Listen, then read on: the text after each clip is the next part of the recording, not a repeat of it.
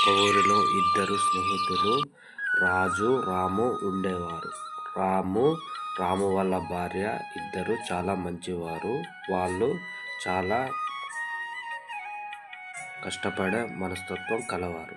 అలాగే రాజు వాళ్ళ భార్య అసూయ మనస్తత్వం కలవారు.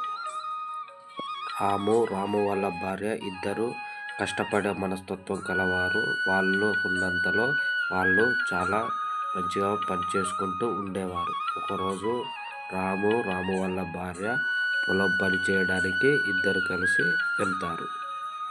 మధ్యాహ్నం అయ్యేసరికి పని ముగించుకొని రాము వాళ్ళ భార్య ఇంటికి వెళ్ళిపోతుంది. అలా రాము తన పొలం పనులు చేస్తూ పని ముగిస్తాడు. ఆ విధంగా పని ముగించుకున్న తర్వాత తన పెరటిలో గల మొక్కలను గమనించటానికి పెరటి సైడు వెళ్తాడు. అలా వెళ్ళేసరికి రాముకి ఒక అరుదైన పక్షి ఒక సంచిని వదిలి వెళ్ళడం గమనిస్తాడు.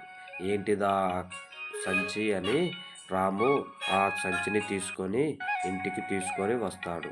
రాము వాళ్ళ భార్య ఇద్దరు కలిసి చూస్తారు. అందులో గుమ్మడి గింజలు ఉంటాయి. ఆ గుమ్మడి గింజలను రాము వాళ్ళ భార్య తన పెరటిలో గల ఖాళీ ప్రదేశంలో నాటుతుంది. ఆ విధంగా నాటేసరికి ఒకటే రోజులో గుమ్మడికాయలు కాస్తాయి. అందులో గల ఒక గుమ్మడికాయను తీసుకుని వచ్చి రాము వాళ్ళ భార్య కోస్తుంది. ఆ విధంగా కోసేసరికి అందులో నుండి బంగారు నాణాలు బయటపడతాయి. బంగారు నాణాలు బయటపడిన విషయాన్ని రాజు వాళ్ళ భార్య చూస్తుంది. రాము వాళ్ళు ఆ బంగారు నాణాలతో ధనవంతులవుతారు. రాజు వాళ్ళ భార్య వాళ్ళ రాజుకు చెప్తుంది, నీవు కూడా పొలం వైపు వెళ్ళిరా అని చెప్తుంది. అప్పుడు రాజు కూడా తన పొలం వైపుకి వెళ్తాడు. అప్పుడు రాజుకి కూడా అదృష్టవశాత్తు ఆ అరుదైన పక్షి సంచిని వదిలి వెళ్ళడం గమనిస్తాడు.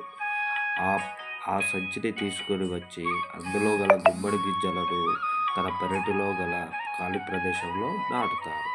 ఆ విధంగా అలా నాటేసరికి ఒకటే రోజులో గుమ్మడికాయ కాస్తుంది.